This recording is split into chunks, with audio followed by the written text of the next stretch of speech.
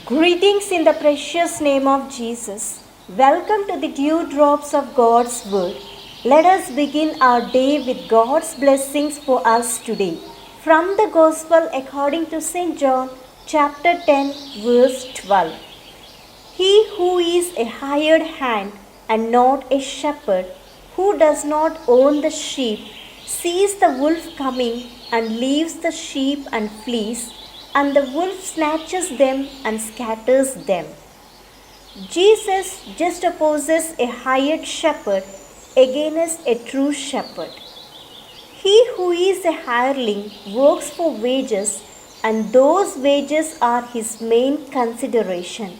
His concern is not for the sheep but for himself. As a result, when a wolf appeared, the most common threat to sheep in that day, the hireling abandoned the flock and fled, leaving the sheep to be scattered or killed. Jesus is a good shepherd who provides all our needs.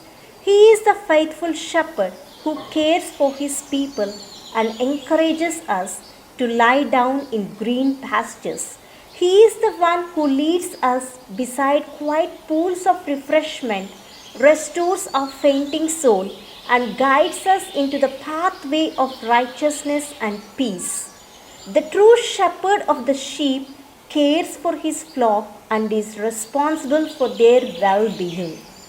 He loves his people with an everlasting love, but the false and faithless shepherd sees the wolf coming and leaves the sheep and flees far away. He will not seek and save that which is lost. He will not help the wounded nor heal the broken-hearted.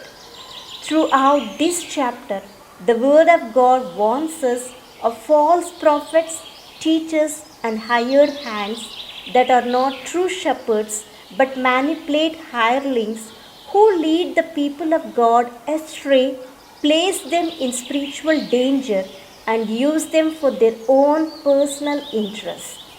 But we have a good and glorious shepherd who loves us so much that he laid down his life for the sheep.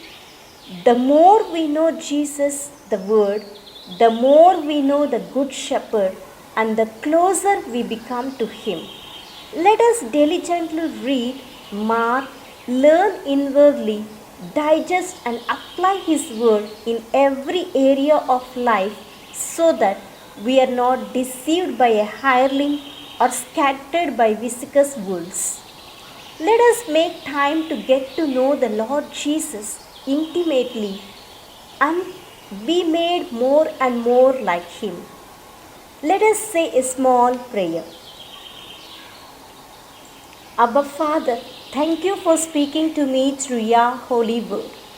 Teach me always to place my trust and hope in Jesus alone. Allow me never to be deceived by false shepherds. Bless me, Lord, to read your holy word and remain in your presence always. I make this prayer in your precious name. Amen. God bless you, my dear friends.